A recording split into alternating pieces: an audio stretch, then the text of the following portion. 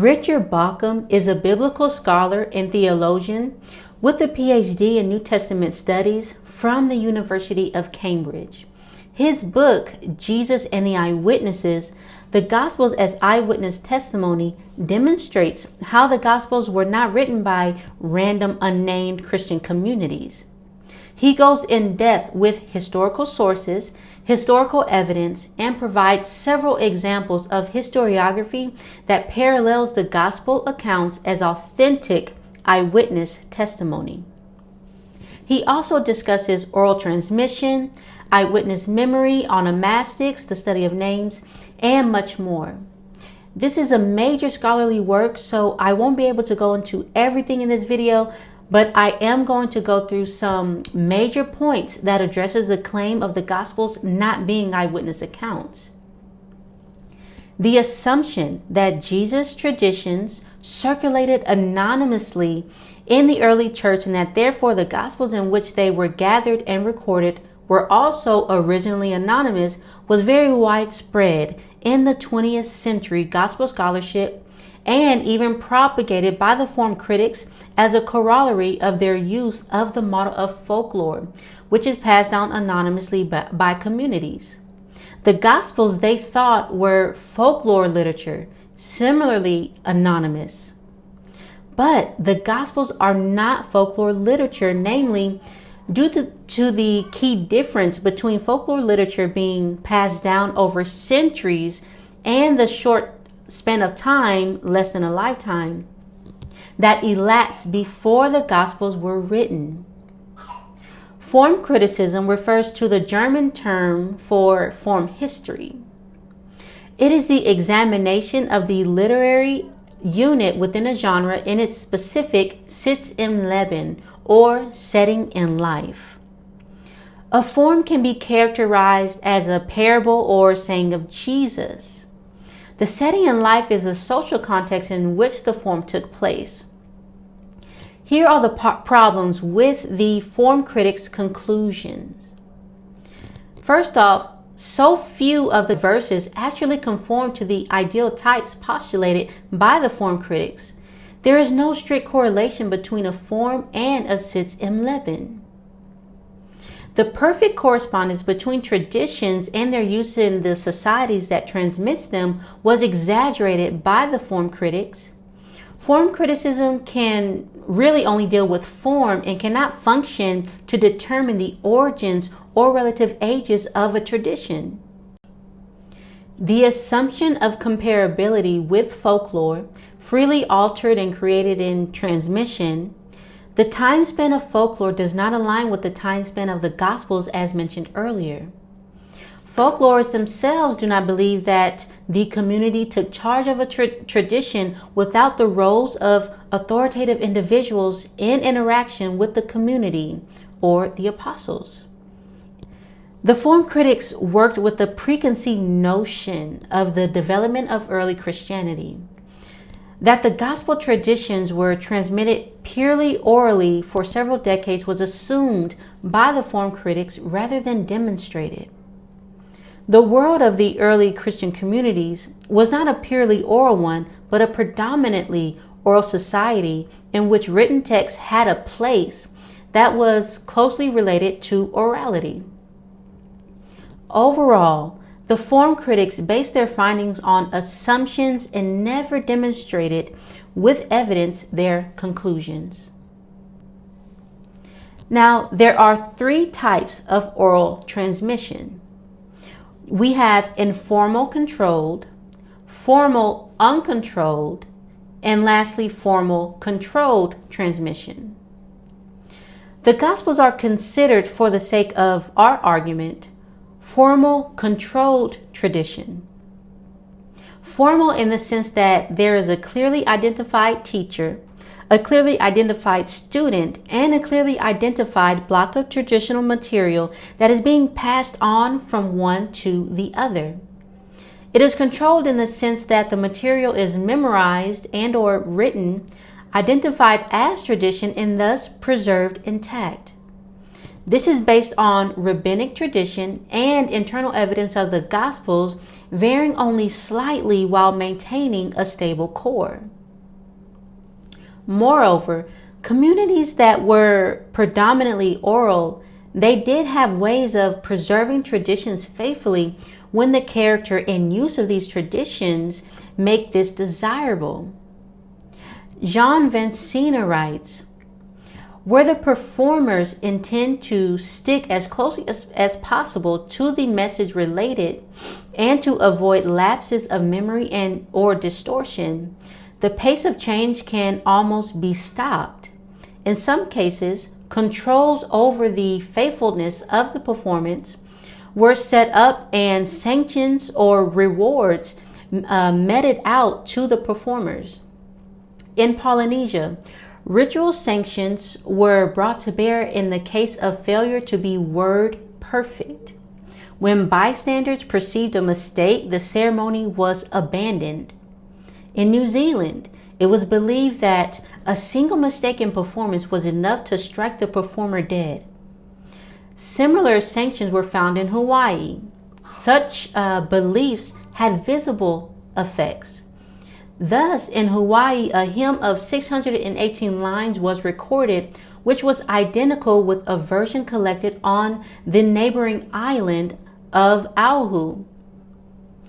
Sometimes controllers were appointed to check important performances. In Rwanda, the controllers of Ubairu esoteric liturgical texts were where the other performers entitled to recite it.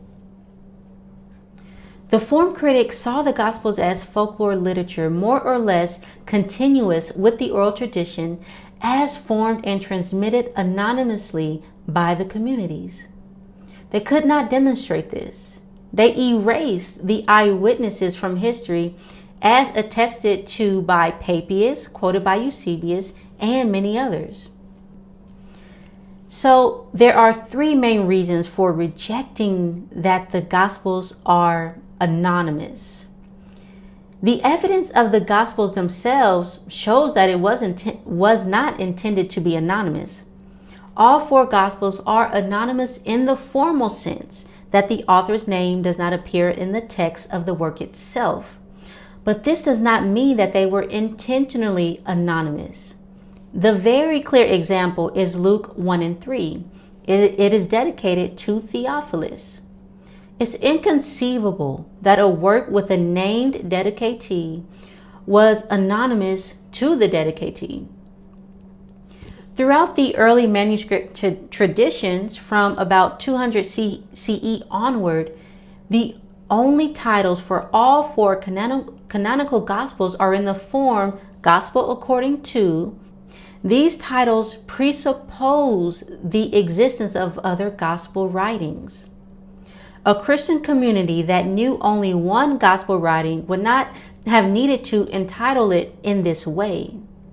There is also no evidence that these Gospels were known by any other names, and the manuscript evidence in which these titles survived, there has never been any confusion in history.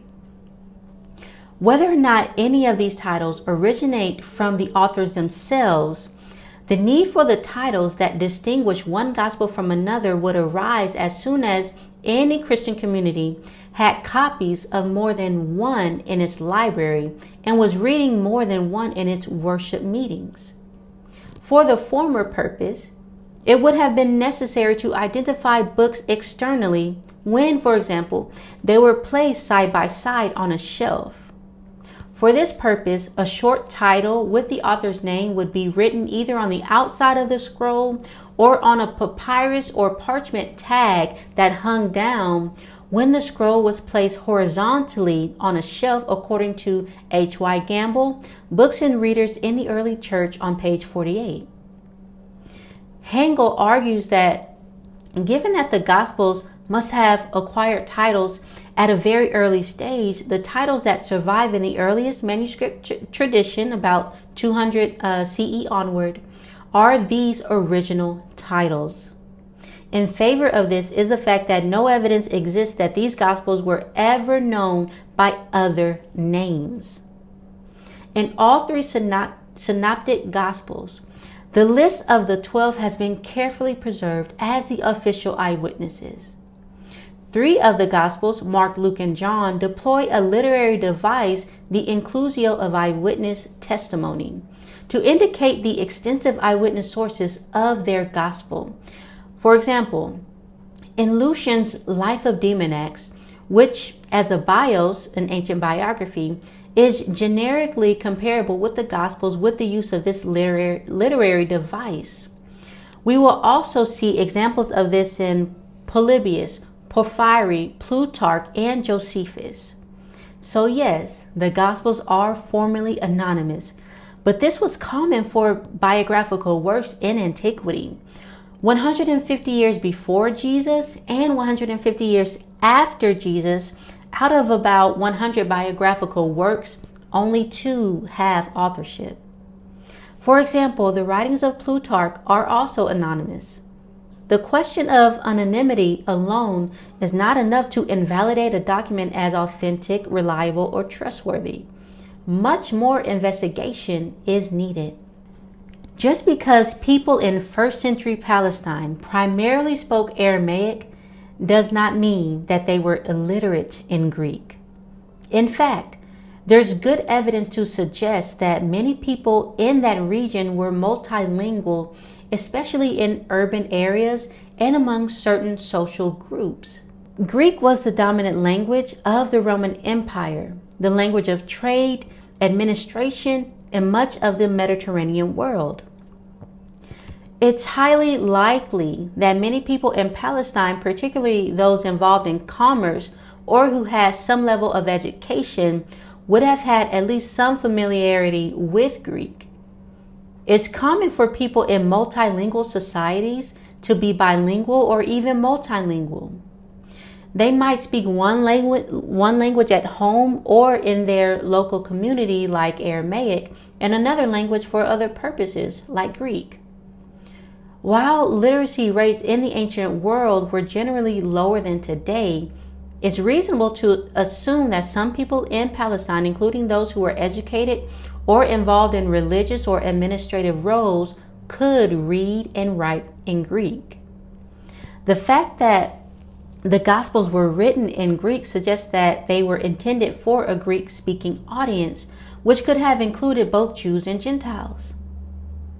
It's possible that the authors of the Gospels, even if they were native Aramaic speakers, could have written in Greek, especially if they were educated or had contact with Greek-speaking communities.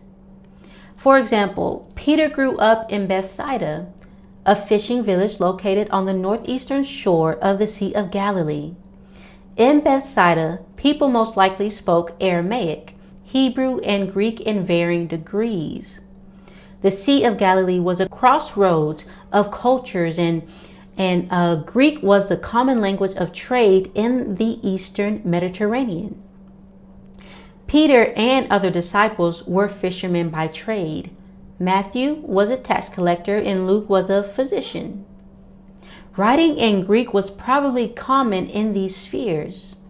They also had the means, Matthew and Luke for example, to have enlisted a scribe to assist them, which was common in ancient times. It is crucial to avoid making assumptions about language use and literacy in the ancient world.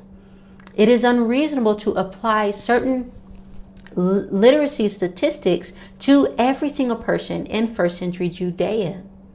While Aramaic was widely spoken in Palestine, Greek was also an important language, and it's quite possible that some people in that region could read and write in Greek. This is essentially another argument based on presuppositions. As mentioned earlier, the Gospels are formal controlled traditions. In the early Christian movement, we may suppose that the authorized traditions of the Jesus tradition performed this role as controllers, but among them the eyewitnesses would have been the most important. Vancina and other writers about oral tradition are describing processes of transmission over several generations Whereas in the case of the early church up to the writing of the Gospels, we are considering the preservation of the testimony of the eyewitnesses during their own lifetimes. We are not looking at several generations down the line. It is also important to note that early Christian communities, though they were geographically widely spread, they were still a close network of close communication in which individual communities were in frequent touch with each other, and many individual leaders traveled frequently and widely. We know this based on several sources, namely Papias, who expressed this close connection, that what he received was based on the eyewitness accounts of John the Elder, who is arguably the beloved disciple in the Gospel of John, and according to the community addressed in Hebrews 2:3-4. Jewish Christians during that time would have surely continued to visit Jerusalem for festivals and be able to hear the eyewitness testimony from the 12 who still lived in Jerusalem. The earliest known example of textual evidence of eyewitness testimony is in 1 Corinthians 15:3-8. Here, Paul references the eyewitnesses in the charismatic summary, which is a summary of the gospel history in a series of short clauses, better known as creeds. And it says, "For I handed on to you, as of first importance, what I in turn had received, that Christ died for our sins in accordance with the Scriptures, and that he was buried, and that he was raised on the third day in accordance with the Scriptures, and that he appeared to Cephas, then the 12. Then he appeared to more than 500 brothers and sisters at one time, most of whom are still alive, though some have died. Then he appeared to James, then to all of the apostles. Last of all, as to one untimely born, he appeared also to me." There is no doubt that Paul is citing the eyewitness testimony of those who were recipients of resurrection appearances, including those who were most prominent in the Jerusalem church: Peter, the 12, and James, the brother of Jesus. This is the only instance where Paul cites the 12 as such. Paul's understanding is that an apostle is anyone who has been commissioned by Jesus Christ to proclaim the gospel. As Paul lists these eyewitnesses of the risen Jesus, he notes that most of them are still alive, but some have fallen asleep. The explicitness of this detail shows that he intends for this to be sort of an authentication for anyone who would like to fact check him. Paul takes for granted the continuing accessibility and role of the eyewitnesses, ranging from a large number of minor eyewitnesses to a few prominent eyewitnesses of the 12 and James. One reason Gospels were written was to maintain this accessibility and function of the eyewitnesses beyond their lifetimes. This particular creed is dated to 35 CE. There is virtually no debate on this early dating. New Testament scholars, critics, and skeptics agree. The consensus is that this creed was already in circulation before Paul set out on the road to Damascus. They agree that Paul was converted at plus 2 or 3 years after the crucifixion, which places the creed at plus 1 or 2 years after. What verifies Paul's citing of this creed is in Galatians chapter 1 and 2. Paul met with Peter and James in Jerusalem and stayed with Peter for 15 days. Then 14 years later, he went back to Jerusalem and met with Paul, James, and John, and they had nothing to add to what Paul was preaching.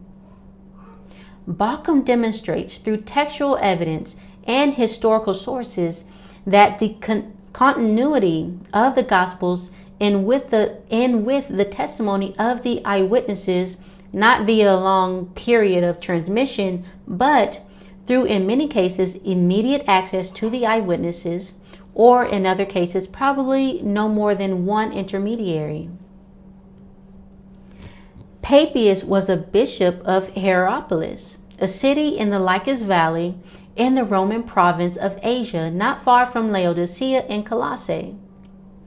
Papias belonged, roughly speaking, to the third generation of Christians, and therefore to a generation that had been in touch with the first Christian generation, the generation of the apostles.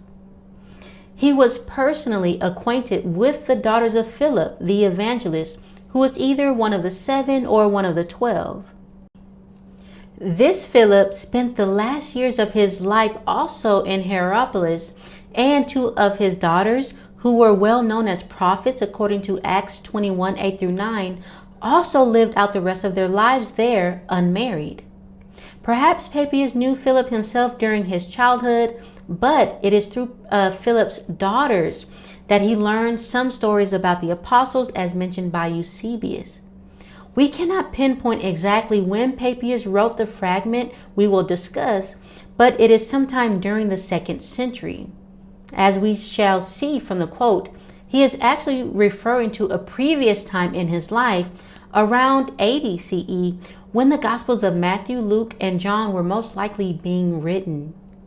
Bauckham first builds his case on the writings of Papias as quoted by Eusebius. I shall not hesitate also to put into properly ordered form for you, singular, everything I learned carefully in the past from the elders and noted down well, for the truth of which I vouch. For unlike most people, I did not enjoy those who have a great deal to say, but those who teach the truth. Nor did I enjoy those who recall someone else's commandments, but those who remember the commandments given by the Lord to the faith and proceeding from the truth itself. And if by chance anyone who had been in attendance on the elders should come my way, I inquired about the words of the elders, that is, what according to the elders Andrew or Peter said, or Philip or Thomas or James or John or Matthew or any other of the Lord's disciples, and whatever Aristion and the elder John, the Lord's disciples, were saying. For I did not think that information from books would profit me as much as information from a living and surviving voice. Now we can tell that Papias was not interested at all in anonymous community traditions, but only in traditions formulated and transmitted by individuals. The disciples of the elders, individuals who had listened to the elders teaching and then happened to pass through Hierapolis. The elders, individual teachers in the churches of the province of Asia, doubtless known by name to Papias, and the disciples of Jesus, members of the 12, and at least a few others. Philip the evangelist and his prophet daughters settled in Hierapolis, and the latter were evidently personally known to Papias, who recorded stories they had told him. Once Philip and his daughters settled in Hierapolis, Papias' church would have acquired a whole body of traditions from persons who knew the eyewitnesses well. There's nowhere in church history or in early Christian literature do we find traditions attributed to the community as their source of transmitter, only as the recipients. Against the general form critical image of the early Christian movement as an anonymous collectivity, we must stress that the New Testament writings are full of prominent named individuals. Individual figures kept standing out in the earliest community, despite its collective constitution. They, and not the anonymous collective, exercised a decisive influence on theological developments. Compared with the prominence of named individuals in the New Testament itself, form criticism presented a rather strange depersonalization of early Christianity that still exercises an unconscious influence on New Testament scholars. And I agree, yes, it is rather strange that the form critics and those who champion their conclusions today ignore the many individual names in the Gospels. The evidence of individual transmission is in early church history, the Jerusalem church, where several apostles still resided, the fragment from Papias, and the early testimony of the Creed in 1 Corinthians 15 through 8. They applied folklore literature, which develops over centuries, to the Gospels, which were written during the lifetimes of the eyewitnesses. There is no evidence in church history that traditions circulated anonymously by Christian communities, and the form critics could not even demonstrate this. Form can only examine form, not speculate on the origin of the form. They essentially erased the eyewitnesses from history and made assumptions based on presuppositions that they were not able to demonstrate. John, the beloved disciple, an eyewitness to the crucifixion and the resurrection, who lived into the reign of Emperor Trajan, dying around 100 CE, passed down the Jesus tradition to those he taught, namely Papias, Polycarp, and Ignatius of Antioch. And they passed down the tradition to Irenaeus of Lyons, who passed down the tradition yet again to Hippolytus of Rome. The Jesus tradition has not changed over time. The Jesus tradition is the gospel of eyewitness